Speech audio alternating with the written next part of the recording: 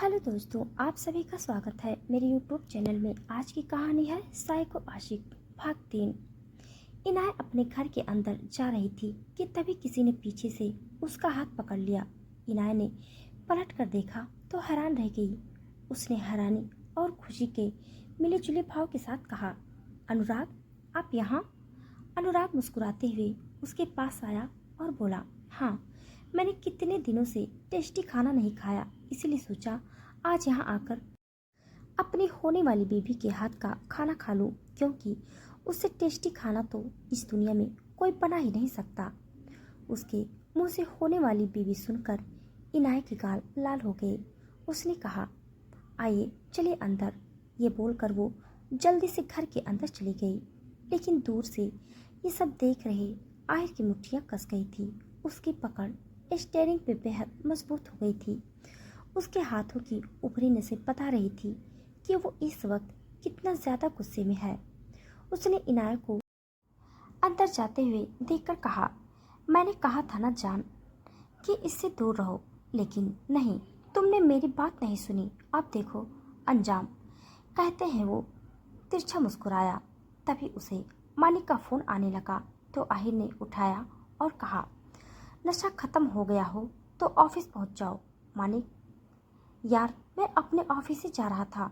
और सुन, मैंने कल रात तुझे जो भी कहा वो सब भूल जा। मेरे कहने का इंटेंस। उसकी बात काटते हुए आहिर ने कहा, कोई एक्सप्लेनेशन नहीं देने की जरूरत नहीं है। मैं उसका एक रात का फायदा नहीं उठा सकता। आखिर आहिर शेखावत की नज़रें इतनी भी फालतू नहीं है कि किसी भी ऐरी गैरी लड़की पे ठहर जाए, लेकिन अगर बार बार मेरी नज़रें सिर्फ एक लड़की पर ठहर रही है तो लड़की बेशक बहुत प्रीशियस है। उसके बारे में ऐसा ख्याल भी मेरे दिमाग में उठ नहीं सकता।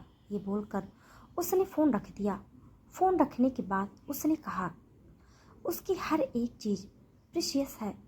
हमारी पहली रात भी बहुत स्पेशल होगी। हमारी हर एक मुलाकात बहुत स्पेशल होगी। कहते हुए उसकी आंखों में अलग ही खुमारी झलक रही थी। वही मानिक तो बस ये समझने की कोशिश कर रहा था कि आखिर आहिर को हो क्या गया है। उसका ये रूप भी हो सकता है, ये तो उसने कभी सपनों में भी नहीं सोचा था। उसे अब भी यकीन नहीं हो रहा था कि आहिर जैसा शख्स भी ऐसी इश्क भरी बातें कर सकता है। इनाया अनुराग के साथ अपने घर में आ गई थी। अनुराग उसके चाचा चाची और भैया के साथ बैठकर बातें कर रहा था। इनाया किचन में नाश्ता बना रही थी और ममता उसकी हेल्प कर रही थी।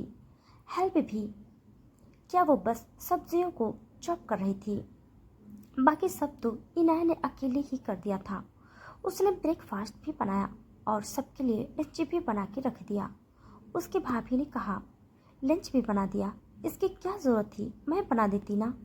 इनाया ने मुस्कुराते हुए कहा, कोई बात नहीं भाभी, आप बनाए क्या और मैं बनाऊं क्या, एक ही बात है। कहते हुए उसने बर्तन उठाए और बाहर डाइनिंग टेबल पे लाके रखने लगी। सबके आने के बाद इनाया ने सब कुछ सर्व किया और खड़ी हो गई तो अनुराग ने कहा, बाकी रोज का तो मुझे नहीं पता, पर आज मेरे साथ तुम्हें भी नाश्ता करना पड़ेगा। चाची जी, आज के दिन करने दीजिए उसे नाश्ता सबके साथ, एटलीस्ट मेरे लिए हाँ कर दीजिए। चाची ने गुस्से में कहा, ठीक है, अब तुम बोल रहे हो इसीलिए अनुराग बेटा, वरना इसे तो मैं यहाँ बैठने तक ना दूँ। अनुराग मुस्कुराया और इनाया को अपने साइड में आके बैठने को कहा। वो वहाँ आके बैठी और फिर सब नाश्ता करने लगे। ममता और संजय का बेटा, जिसे सब घर में प्यार से छोटू कहते थे, वो अनुराग को घूर के देखे जा रहा था। ये देखकर अनुराग ने कहा, क्या हुआ छोटू, ऐसे क्यों देख रहे हो मुझे बेटा? छोटू, पहली बात तो मेरा नाम रोहन है और दूसरी बात, आप मुझे प्यार से मत बुलाओ मामू, मुझे अच्छा नहीं लगता क्योंकि आप अच्छे नहीं हो। उसकी बात सुनकर सबके भाव फीके पड़ गए। इनाया ने जल्दी से बात संभालते हुए कहा, छोटू बेटा, ऐसी बातें नहीं करते, चलो अनुराग मामू से माफ़ी मांगो। छोटू, नहीं इनाया दी, छोटू किसी से माफ़ी नहीं मांगेगा और इनसे तो बिल्कुल भी नहीं। कहते हुए उसने गुस्से से अनुराग को देखा और वहाँ से चला गया। उसे ऐसे जाते देख इनाया की चाची ने ममता को देखते ही कहा, देखा ममता, मैंने तो पहले ही कहा था ना कि अपने बेटे को इस मनहूस के साथ रहने मत दो, पर नहीं, तुमने तो सुनी ही नहीं। और देखो अब तुम्हारा अपना बेटा अपने सगे मामा के साथ कैसे बर्ताव करके आया है। मैं तो कहती हूँ सब इसी का किया धरा है, इसी ने छोटू को कहा होगा। अनुराग से बदतमीजी करने के लिए उसकी बात पे कोई कुछ नहीं बोला, पर इनाया की आंखें नम हो गई थी। उसने कहा, आप गलत समझ रही हैं चाची जी, मैंने छोटू को कुछ नहीं सिखाया और मैं अनुराग के खिलाफ क्यों बताऊंगी, वो मेरे होने वाले पति हैं। कहते हुए उसने अनुराग को देखा।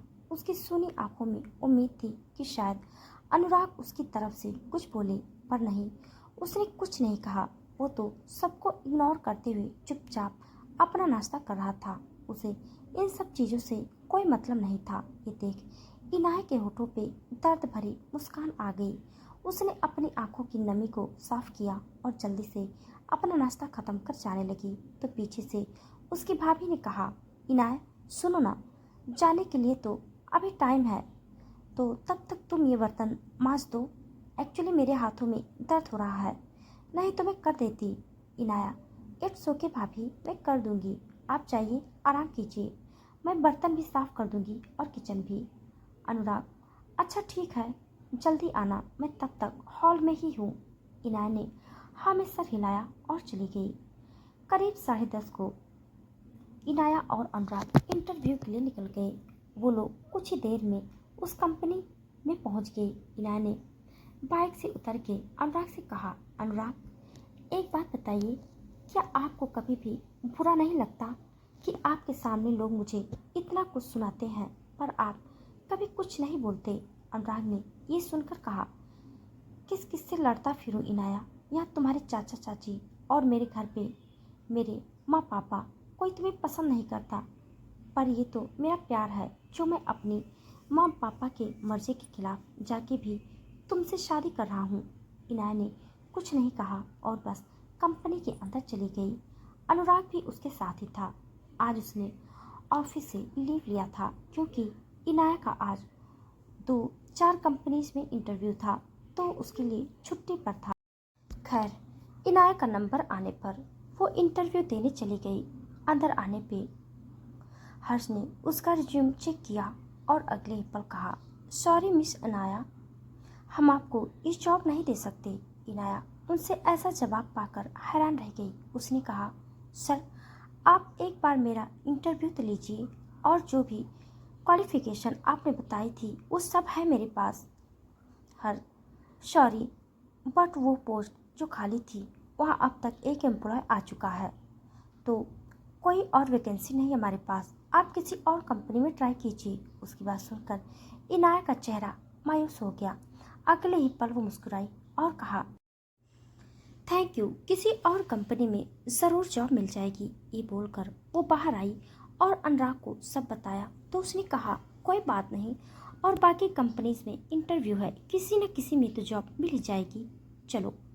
Shekhawat group of industries Ahir अपने केबिन में बैठा हुआ था। उसने किसी को फ़ोन किया और कहा, अगर किसी भी कंपनी में उसे जॉब दी गई तो समझ लेना तुम लोगों की उल्टी गिनती शुरू हो गई। जो भी कंपनी उसे जॉब देगी तो उसे बर्बाद करने में मुझे 2 मिनट भी नहीं लगेंगे। और हाँ, सबसे लास्ट की कंपनी के मैनेजर को बोल देना कि उसे मेरी कंपनी के बारे में बताए। कहते हुए उसने फ़ोन रख दिया और सामने वॉल पे लगी क्लॉक को देखते हुए कहा, बस कुछ वक्त और जान, फिर तुम अपनी उस किस्मत के पास आ जाओगी जहाँ से तुम्हारी किस्मत और ज़िंदगी दोनों पलट जाएगी। कहते हुए उसने तिरछी स्माइल की और बेल बजाई तो उसका असिस्टेंट अंदर आया और बोला, सर आज का शेड्यूल। उसकी बात काटते हुए आहिर ने कहा, आज के बाद तुम ये काम नहीं करोगे, गॉट इट, तुम सिर्फ मेरे असिस्टेंट रहोगे, पर्सनल असिस्टेंट नहीं। उसकी बात सुनकर असिस्टेंट शॉक हुआ। उसने कहा, सर फिर? आहिर, मेरे लिए पर्सनल असिस्टेंट ढूंढो, आज ही जॉब वैकेंसी पब्लिश कर दो। जैसा आप कहें सर। कहते हुए असिस्टेंट वहाँ से चला गया। सुबह से शाम हो गई थी। इनाया ने बहुत सी कंपनीज में जॉब के लिए देखा था पर हर जगह से उसे सिर्फ रिजेक्शन ही मिला।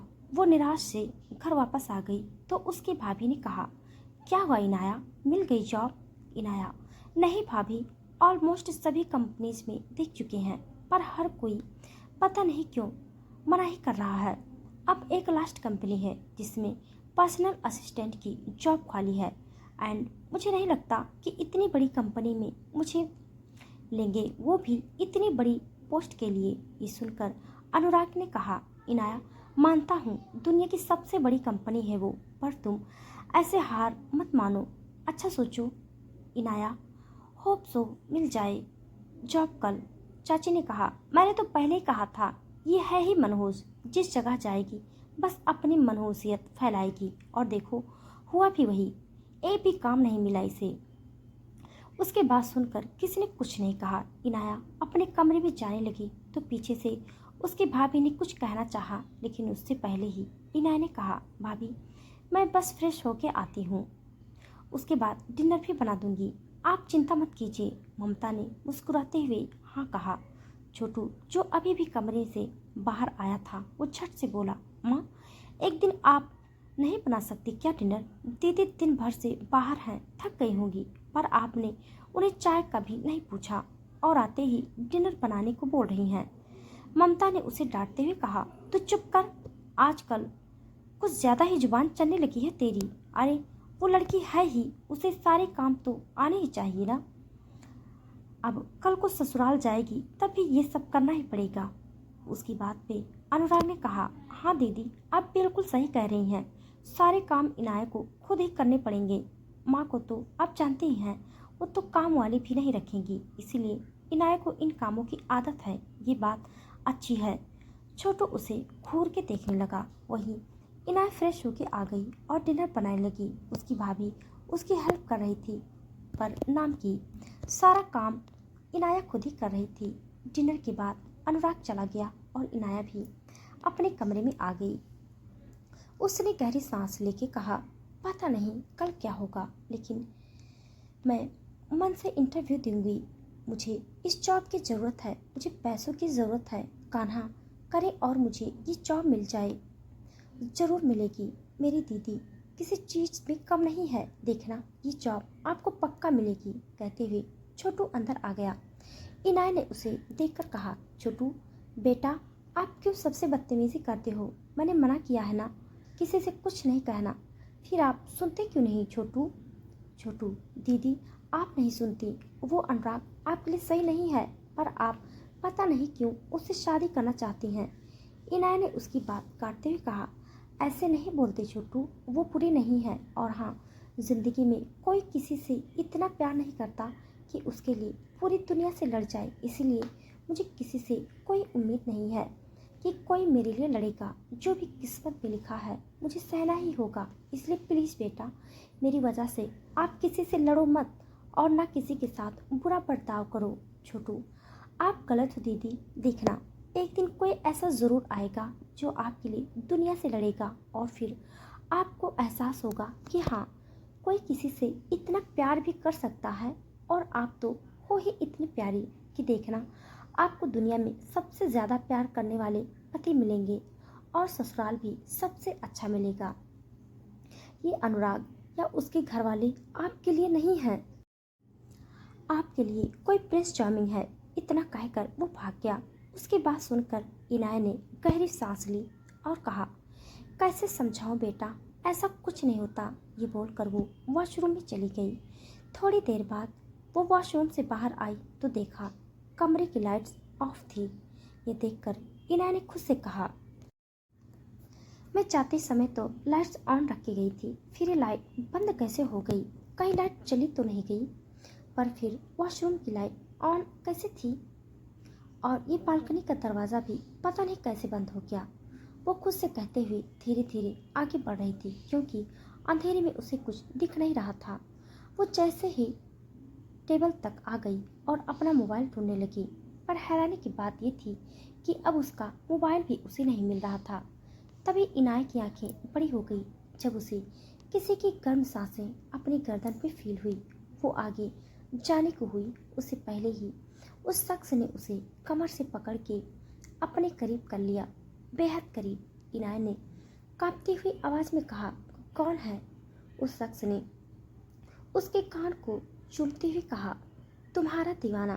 कहते हुए उसने इनाय के एयरलॉक को बाइट कर लिया, जिससे इनाय की आह निकल गई। वहीं उस शख्स की आवाज़ सुन इनाय ने कहा, आप वही तो हो नहीं ना, जो कल रात से और आज सुबह। उसके बाद पूरी होने से पहले ही उस शख्स ने कहा, सही पहचाना जान, मैं वही हूँ जो कल होटल में तुमसे मिला था, जिसने कल रात को तुम्हें फ़ोन किया था और आज सुबह तुम्हें बुके दिया था, ताकि तुम्हारी एक झलक देख सकूं। कितना दीवाना कर दिया है ना तुमने मुझे, कि दिन भर तुम्हारे बारे में सोचता रहता हूँ और रात को तुम्हारे ख्याल सोने नहीं देते। उसकी बात सुनकर इनाय ने गहरी सांसें लेते हुए कहा, देखिए प्लीज मेरा पीछा छोड़ दीजिए, मैंने क्या बिगाड़ा है आपका? वो शख्स ये सुनकर हंसने लगा, पर उसकी हंसी भी बेहद डरावनी थी। इनाय डर से कांप रही थी उसकी हंसी सुनकर। कुछ देर हंसने के बाद उस शख्स रुका और फिर इनाय के बेहद करीब जाके धीमी आवाज में कहा, ये तो ख्याल ही छोड़ दो कि मैं तुम्हें छोड़ दूंगा। और मेरा क्या बिगाड़ा? तो सुनो, मेरा दिल जो पत्थर का था वो तुम्हारे लिए पिघल रहा है। मेरा दिमाग, जिसे सिवाय अपने काम के कुछ और नजर नहीं आता था, आजकल उसके अंदर तुम बस चुकी हो। दिल और दिमाग, क्या तुम तो पूरी की पूरी मुझ में बस चुकी हो। और मेरा इतना कुछ बिगाड़ने के बाद अब ये पूछना छोड़ दो कि मैंने आपका क्या बिगाड़ा। इनाय की सांसें और गहरी हो गई। ये सुनकर उसने कुछ नहीं कहा तो उस शख्स ने कहा, क्या बात है जान, मुझे तो लगा तुम्हें खामोश करने के लिए मुझे मेरे होठ चलाने पड़ेंगे, लेकिन यहाँ तो तुम मेरी बातों से ही खामोश हो गई। Not bad Inaya. देखिए, आप जो भी हैं, मैं आपको नहीं जानती, लेकिन एक बात आप जान लीजिए कि मेरी शादी तय हुई है। मैं ऑलरेडी कमिटेड हूँ और मैं उनसे बहुत प्यार भी करती हूँ, इसीलिए प्लीज आप मुझसे दूर रहिए। उसकी बात सुन के उस शख्स की आंखों में अलग ही आग सी नजर आ रही थी। उसकी पकड़ इनाया के हाथों पे कसती जा रही थी। उसने इनाया को अपने सामने किया और बेहद खतरनाक आवाज में पूछा, तुम प्यार करते हो उससे? इनाया ने कांपते हुए कहा, हाँ हाँ उसकी बात पूरी होने से पहले ही उसके होठ उस शख्स की गिरफ्त में आ चुके थे। वो बेहद पैशनेटली से और वाइल्ड इनाय के होठों को खाता जा रहा था। उसकी किस में एक अलग ही पजेशन छलक रहा था। इनाय सुन रह चुकी थी और उस शख्स बड़ी ही बेताबी से उसे चूम रहा था। चूमते हुए उसने इनाय के नाजुक से होठों को बाइट किया तो जैसे एकदम से इनाया होश में आ गई और होश में आते ही उसने उसे खुद से दूर करने की कोशिश की, पर उस शख्स की मजबूत पकड़ के सामने इनाय कुछ नहीं थी। वो उस शख्स को खुद से दूर नहीं कर पा रही थी। थक हार के उसने खुद को ढीला छोड़ दिया। वो शख्स उसे तब तक चूमता रहा जब तक इनाय की सांसें न घुटने लगे। इनाय को सांस न लेता देख उसने उसे छोड़ दिया। उसकी छोड़ते हुए इनाय की उसके बाहों में गिर गई, जिसका मतलब साफ था कि वो बेहोश हो गई थी। उस शख्स ने इनाय को अपनी बाहों में उठाया और बेड पे उसे लिटा के उसके चेहरे को देखने लगा। वो शख्स आहिर था। आहिर ने इनाय को देखते हुए कहा, मुझे गुस्सा क्यों दिलाती हो जान? मैं गुस्से में बेस्ट बन जाता हूँ और फिर सामने वाले की हालत खराब करता हूँ। अब तुम कुछ भी बातें करके मेरे गुस्से को और बढ़ाती हो, जिससे न चाहते हुए भी मुझे ये सब करना पड़ा। किस तो तुम्हें करना चाहता था, पर इतनी वाइल्ड और रफ नहीं, बल्कि प्यार से तुम्हारे होठों को चूमना चाहता था, पर तुमने मुझे वाइल्ड बनने पर मजबूर किया जान। कहते हुए वो नीचे झुका और हल्के से इनाय के होठों को चूम लिया। उसके एहसास से इनाया बेहोशी में भी कसमसाई। आहिर ने अब साइड के टेबल से ग्लास उठाया और पानी की बूंदें अपने हाथ में लेके इनाय के चेहरे पर छिड़की और वहां से चला गया। उसके जाते ही कुछ देर में इनाय की आंखें धीरे धीरे खुली। वो उठ के बैठ गई और खुद को बेड पे पाके हैरान रह गई। उसकी कमर की लाइट्स भी आ चुकी थी। उसने हैरानी से खुद से कहा, क्या था वो? क्या मैं कोई सपना तो नहीं देख रही थी? कहते हुए उसने अपने होठों को छू के देखा तो उसकी सिसकी निकल गई। ये देखकर इनाय की आंखें नम हो गई। उसने खुद से कहा, मतलब ये सच था?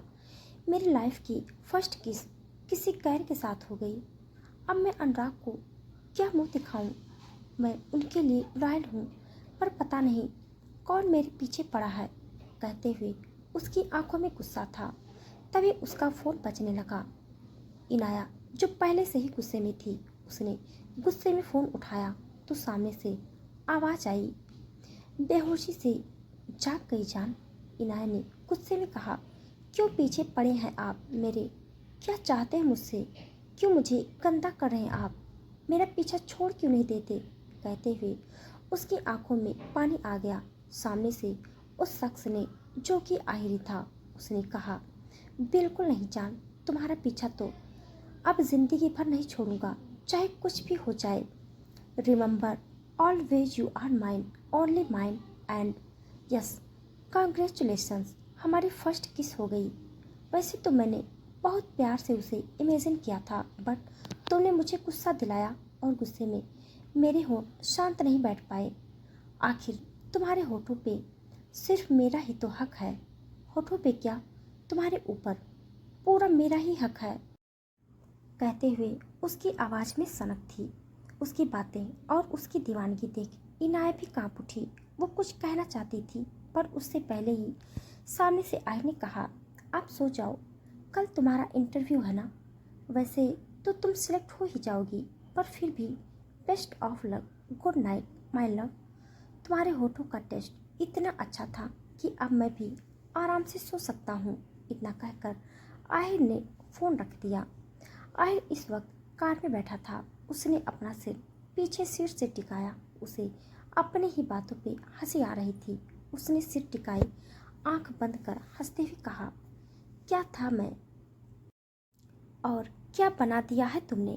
कभी सोचा नहीं था किसी लड़की का इस कदर दीवाना हो जाऊंगा, पर तुम्हारे अंदर कुछ तो बात है जो मैं न चाहते हुए बार बार तुम्हारे पास आ रहा हूँ।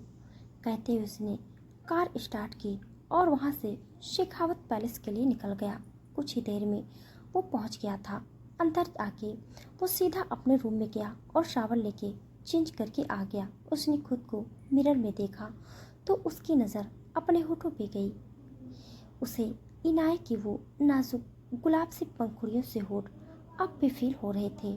उसने अपने होठों पे जुबान घुमाई और कहा, डिलीशियस। कहते हुए उसने स्मेल की और बार रूम की तरफ चला गया, क्योंकि जब तक वो शराब या ड्रग्स नहीं ले लेता था तब तक उसे चैन की नींद नहीं आती थी।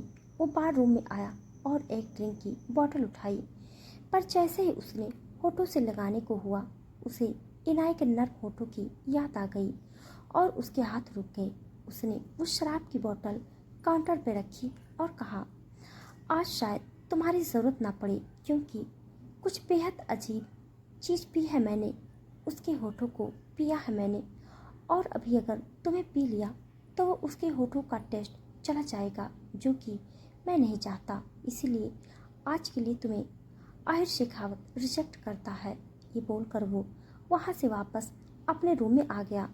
वहाँ आते ही वो बेड पर लेटा और किसी को कॉल किया। सामने से जैसे ही कॉल पिक हुआ, आहिर ने गुस्से में कहा, मैंने जो तस्वीर भेजी थी अब तक वो फ्रेम हो गया क्यों नहीं?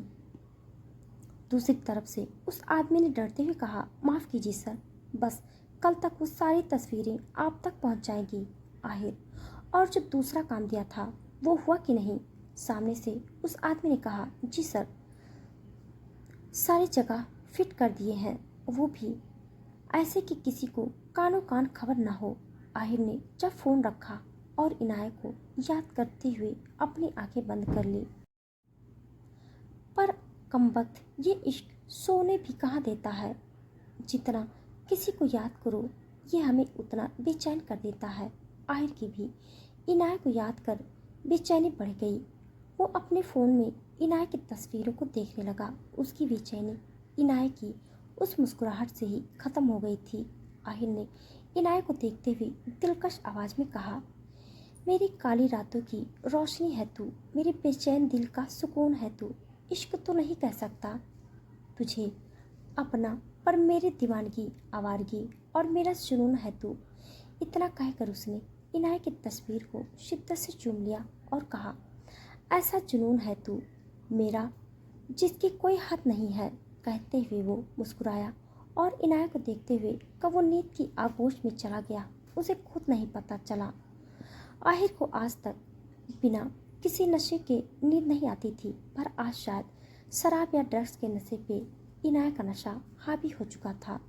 अगली सुबह इनाया सुबह सुबह ही जल्दी उठी और सबसे पहले कान्हा की पूजा की और आरती की। उसके बाद उसने भगवान के सामने हाथ जोड़ते हुए कहा, आज मेरी ज़िंदगी का बहुत बड़ा दिन है कान्हा, प्लीज़ अपनी कृपा बनाए रखना, मुझे आशीर्वाद दीजिए कि मैं सिलेक्ट हो जाऊं। कहते हुए उसने कान्हा का आशीर्वाद लिया और फिर वो बाहर पानी देने आई।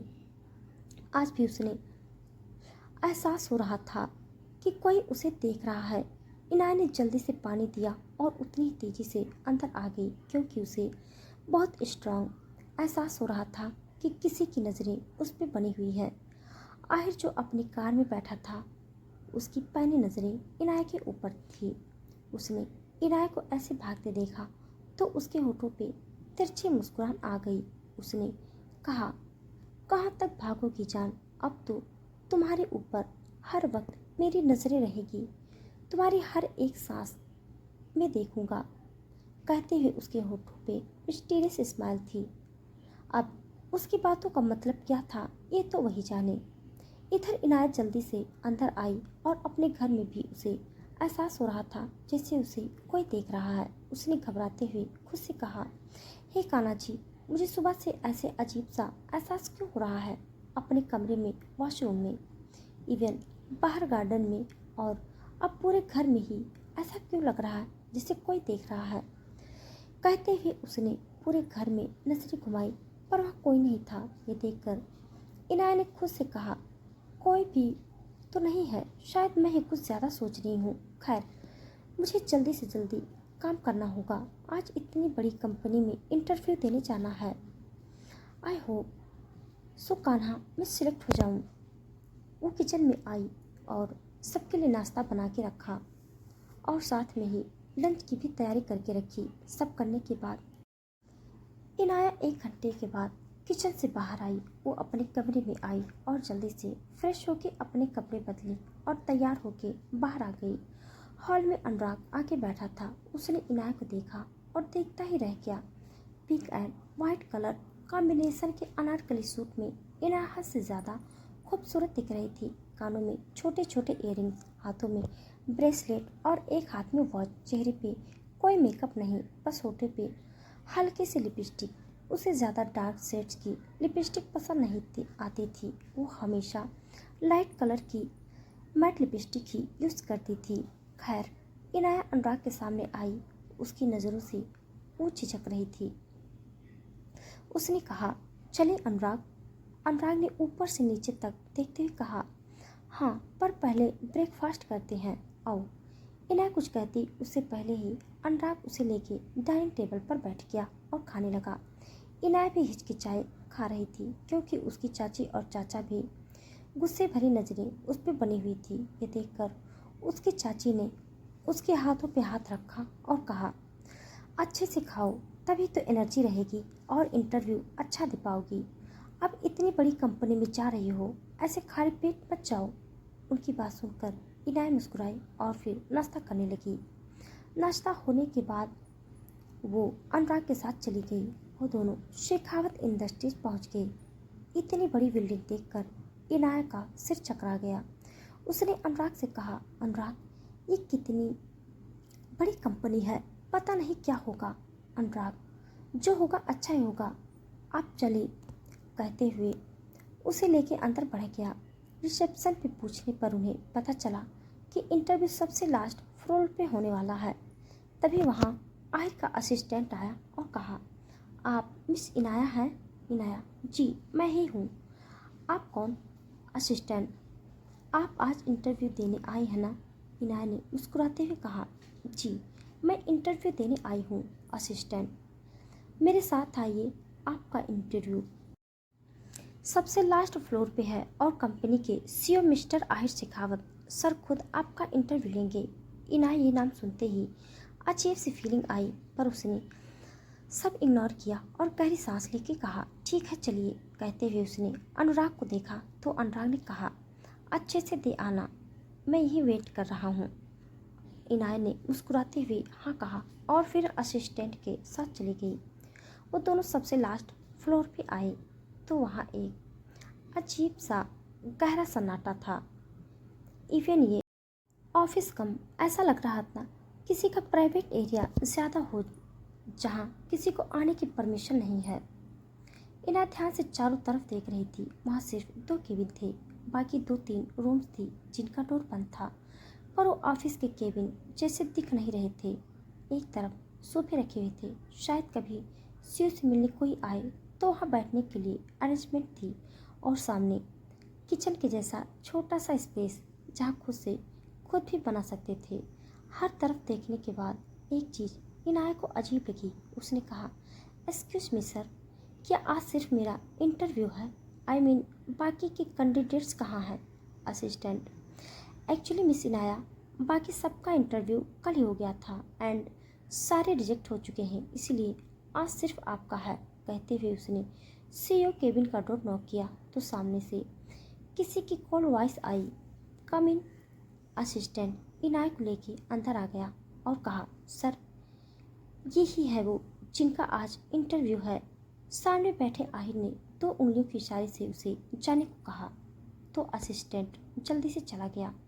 वहीं आहिर इनाय को देखने में ही खो गया था। उसकी नज़रें इनाया को बेहद नज़दीक से देख रही थी और उसकी नज़रों से इनाया को अनकंफर्टेबल फील हो रहा था। जब काफ़ी देर तक आहिर ने कुछ नहीं कहा तो इनाया ने सिर झुकाते हुए कहा, good morning sir, I am. हड़बड़ी में इनाया को क्या बोलना है ये भी नहीं समझ रही थी। वो बस अपना सिर झुकाए हाथों की उंगलियों को आपस में जोड़ रही थी। आहिर जो कब से बैठा उसे देख रहा था, वो अब अपनी चेयर से उठा और इनाया के पास आने लगा। उसने अपने पास आते देख इनाया का दिल धड़क उठा। उसे समझ नहीं आ रहा था कि अब क्या करे, पर तभी उसने राहत की सांस ली जब आहिर सामने आके कांच के टेबल से टिक के खड़ा हो गया।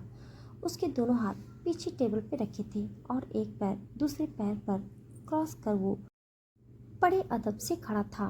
आहिर ने इनाया को देखते हुए कहा, तो आप हैं मिस इनाया अग्रवाल। इनाया ने जैसे ही उसकी आवाज़ सुनी उसकी आंखें हैरानी से बड़ी हो गई। उसने नज़रें उठा के आहिर को देखा तो बड़ी ही कातिल नज़रों से उसे ही देख रहा था। तो दोस्तों आज के लिए बस इतना। इसके आगे का भाग जानने के लिए आप सब मेरे साथ बने रहिए।